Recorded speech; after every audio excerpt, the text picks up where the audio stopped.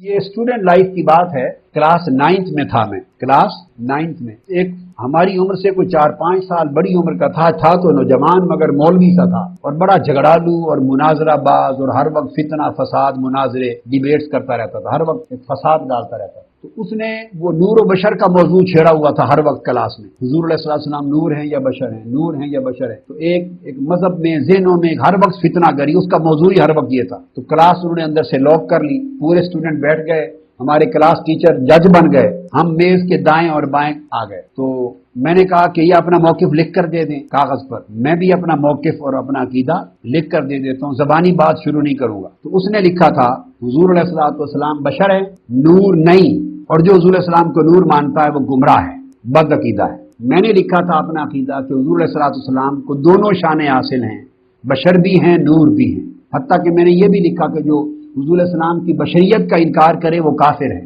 اور جو نورانیت کا انکار کرے وہ بھی گمراہ ہے. بیٹے میں آپ کو ٹیکنیک سمجھا رہا ہوں اپنی ذاتی، اور یہ میری کلاس 9 کا واقعہ ہے. کس کلاس میں؟ کلاس 9 میں. 64 کی بات ہے یا 65 کی، 13 سال عمر سی، 14 سال، کلاس 9.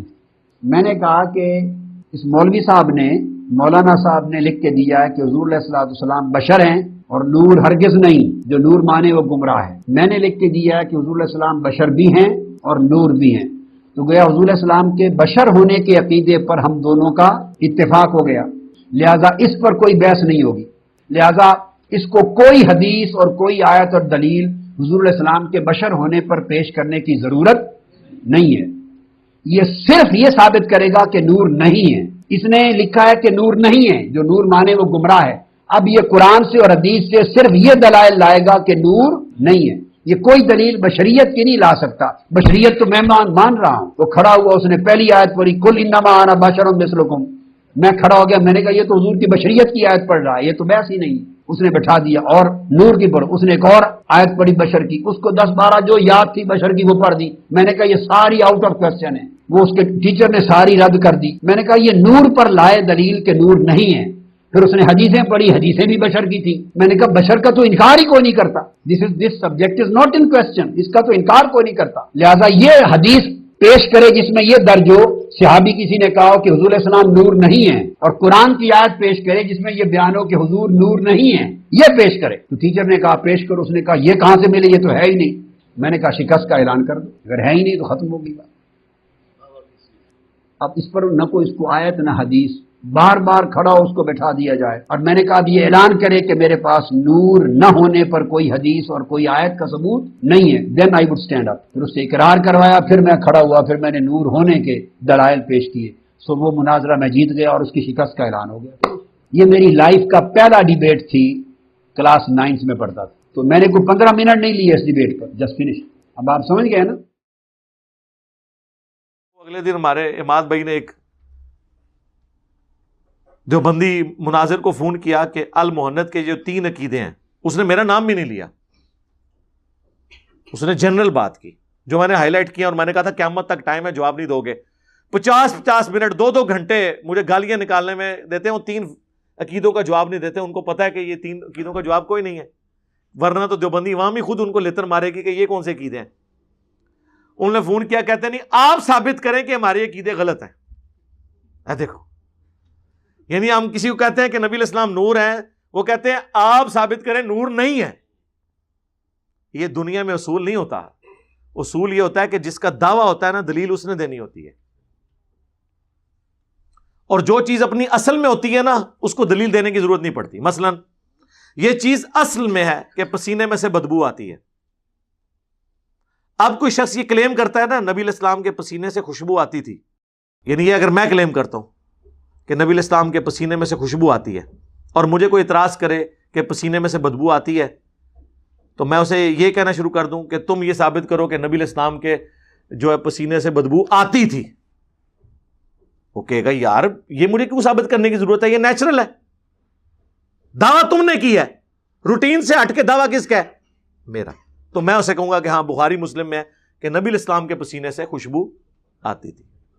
اسی طرح یہ آپ سے پوچھتے ہیں جی حضور کا سایہ، آپ ثابت کریں کہ سایہ تھا. نہ، قرآن میں واضح آیا ہے کہ ہر چیز کا سایہ ہے. اور سایہ بھی اللہ کو سجدہ کرتا ہے.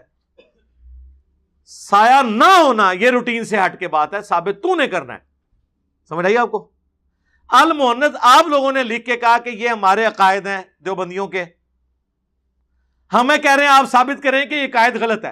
او مامو پارٹی کلیم تسی کیتے نے قائد, مامو پارٹی جو کلیم کر رہا ہے وہ بتائے گا نا. جب تم لکھ رہے ہو کہ ہمارے علماء دیوبند رضی اللہ عنہم ہیں تو ثابت تم کرو گے نا. تم لکھ رہے ہو کہ ہم بزرگوں کی قبروں اور سینوں سے فیض لینے کے قائل ہیں تو قائل تو تم ہو نا, ثابت تو تم کرو گے. ہم نبی علیہ السلام کی قبر مبارک میں زندگی کو دنیا کی سی مانتے ہیں تو ثابت تو تم کرو گے نا. اور ہم نبی علیہ السلام کی قبر مبارک کو اللہ کے عرش کرسی سے افضل مانتے ہیں. اور مامیوں کلیم تو تسی کیتے ہیں, ہم تو تھک چکے ہیں کہ یہ کہاں لکھا ہوا ہے. کلیم آپ نے کیا ہے, یہ کہتے ہیں بتائیں کہاں لکھا ہوا ہے کہ یہ غلط ہے. ایک چیز لکھی نہیں ہوئی اور میں غلط کی تو ثابت کرا. سمجھ آئی آپ کو؟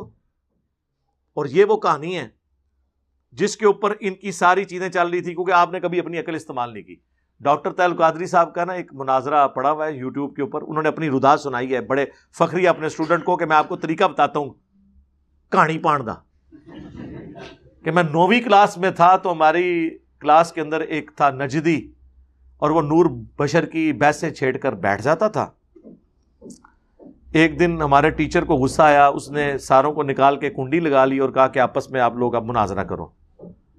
تو میں نے اسے کہا کہ تم اپنا دعویٰ لکھو, میں بھی اپنا دعویٰ لکھتا ہوں. کاش اس نے میرے لیکچرز دیکھے ہوتے.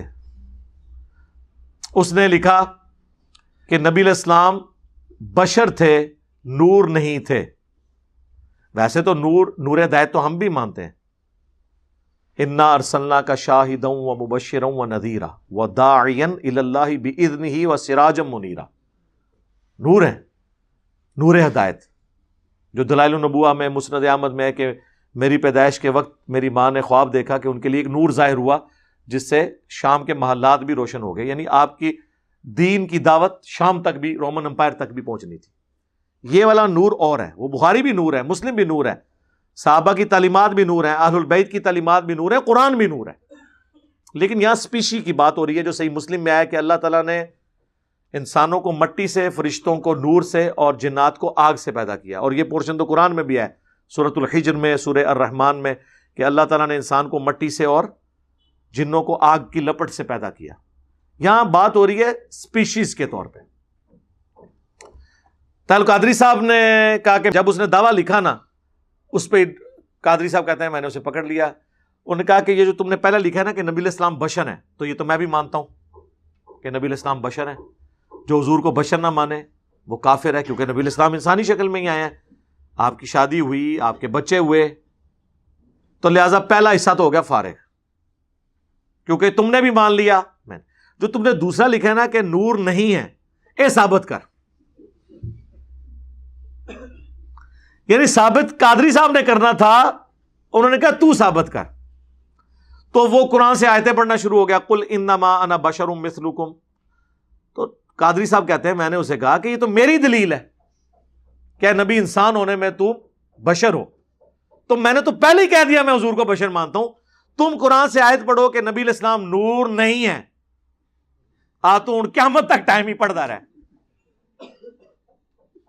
تو کہتے ہیں جناب میں مناظرہ جیت گیا. ظاہر ہے جی اس طرح کے مناظرے تے پھر جیتو گئی جدو تسی اصول ہی بدل دو گے.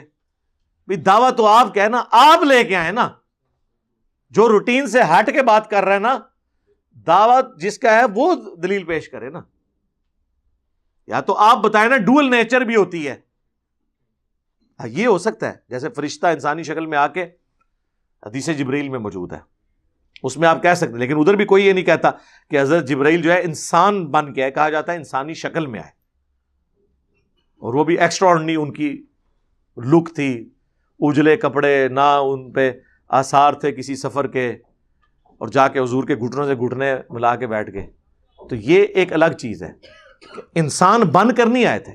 لیکن نبی علیہ السلام کو تو اللہ تعالیٰ نے یہاں تک سورہ بنی اسرائیل میں فرمایا اگر زمین پر فرشتے آباد ہوتے تو ہم فرشتوں میں پیغمبر بھیجتے. سورہ انبیاء میں آیا کہ ہم نے کوئی پیغمبر ایسا نہیں پیدا کیا کہ جو کھانے پینے کا محتاج نہ ہو, اور نہ ایسا اس کا جسم بنایا تھا کہ وہ ہمیشہ زندگی گزارے, موت تو اس کو آنی تھی. سورہ فرقان میں آیا، کافر کہتے ہیں کہ یہ نبی جو ہے بازاروں میں چلتا ہے عام انسانوں کی طرح. اللہ نے فرمایا کہ بھئی انسان ہی ہوتے ہیں تو اسی طرح ہی ہوگا. اگر ہم کوئی فرشتہ پیغمبر بنا دیتے تو پھر یہ کسی اور وام میں مبتلا ہو جاتے. پھر انہوں نے کہنا تھا کہ اب فرشتہ بنایا تو فرشتہ ہمارے لیے آئیڈیل کیسے ہو سکتا ہے؟